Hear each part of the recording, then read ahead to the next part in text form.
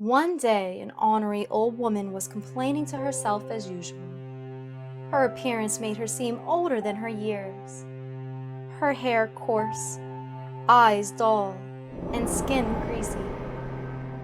Miss Ekantika was a loner and liked it that way.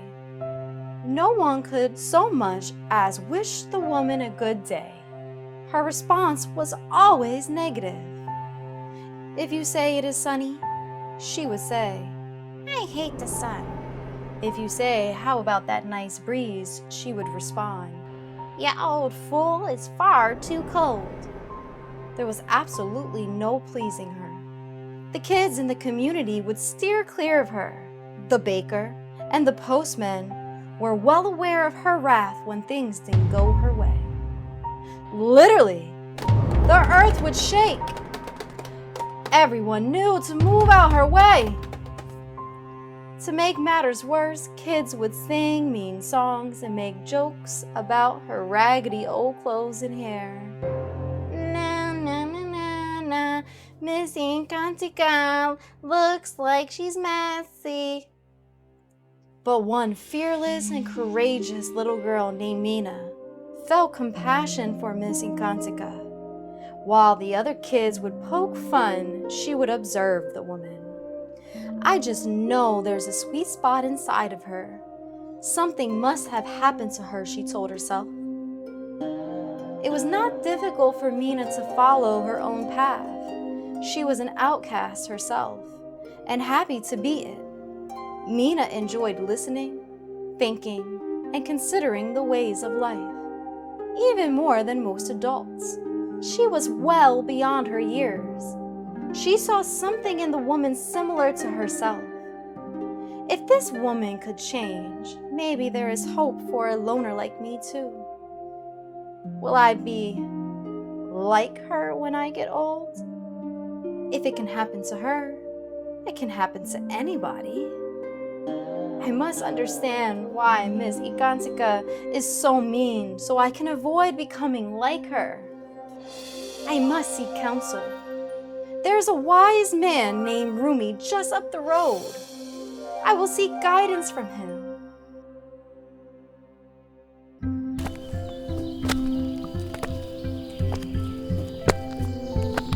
The life that surrounded her was gorgeous.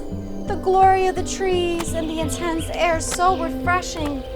She experienced a vast amount of gratitude. It was beautiful.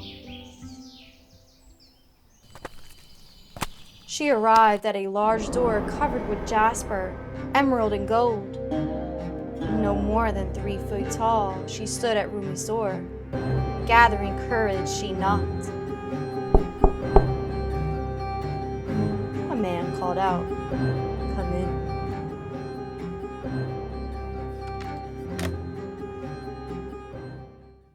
The man had on a headscarf. He was old in years, but in no way resembled the age of the woman. He waved her in. Approaching slowly, Mina bowed to the man. He closed one eye to focus on who was in front of him. "She is much smaller than most of my guests, but all the well," he said to himself. Then, acknowledging the young girl, "What is it I can do for you?" Mina began to fidget with her hands. "I know I am a young girl, Sir Rumi, but there is an old woman, Miss Ekantika. I want her to change. If she doesn't, then my fate will be the same as hers, mean and alone. And I just know she has a good heart. What can I do to help her? If I can help her, then there is hope for me as well." Rumi smiled and laughed. "My dear, some people were born with wings but prefer to crawl anyway." "Sir Rumi, I'm not sure I understand." When a person crawls, they cannot find contentment. Their inner soul knows there is something better, but they are stuck. Miss Ekantika is stuck. Come, take a seat. I will tell you the story about Miss Ekantika.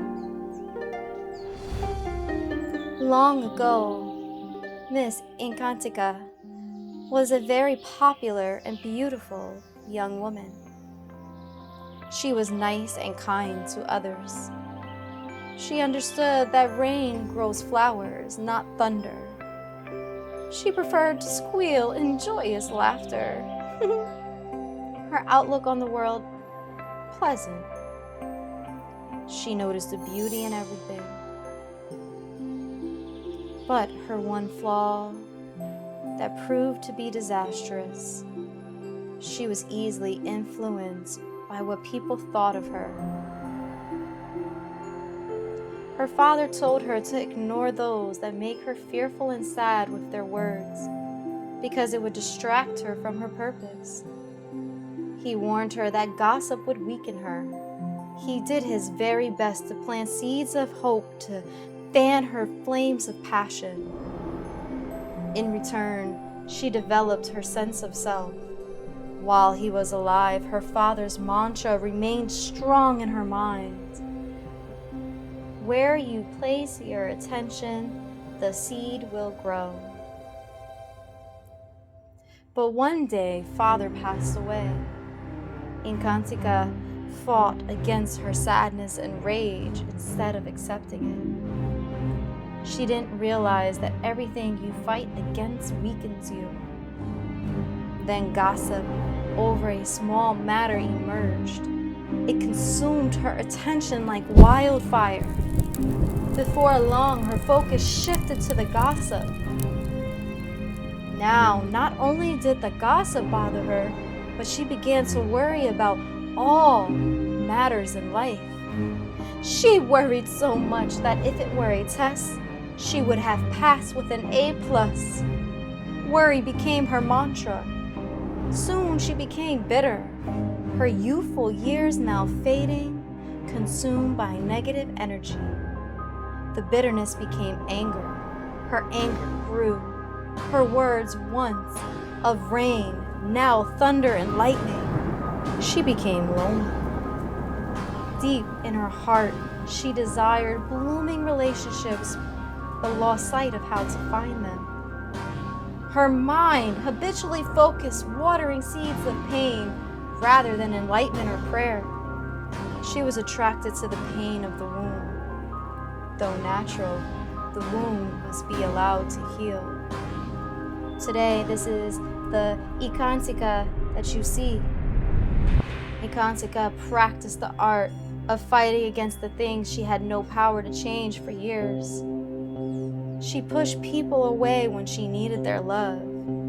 She let minor worries consume her thoughts as fire. Rumi looked at Mina. He saw his own reflection in her eyes. For Ekantika to heal, her heart must be reawakened. Her wound was not gossip, but her papa's death. All the habits she developed were after her papa died. It was too sad to face, so she practiced not facing her papa's death, which weakened her. Rumi replied, "The seeds were always there. Ekantika just needs to focus on watering them again." She has to make a choice to practice focusing on things that will help her to heal. Like what? Mina inquired. It starts with the present moment. Miss Ekantika has to make the choice to walk out of the prison she created for herself. Mina, you can show her the door is open. Share with her the things she can practice. She must replace worry, bitterness, and anger with gratitude, love, and acceptance. Last, Mina, don't be satisfied with the stories of others. You are not Miss Ekantika, but Mina, and you have your own story to tell.